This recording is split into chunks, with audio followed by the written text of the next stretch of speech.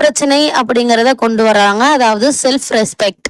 இந்த self respect இவங்களுக்கு மட்டும்தானா அப்படின்னு கேட்டீங்கன்னா, எல்லாருக்குமே எல்லாரும் அவங்கவுங்க வேலை செய்யற இடத்துல இருக்கதாங்க செய்யுது. ஒரு இடத்துக்கு நம்மளே வேலைக்கு போனாலும் நமக்கு தெரியுமா தெரியாதான்னு கேட்கறதெல்லாம் கிடையாது.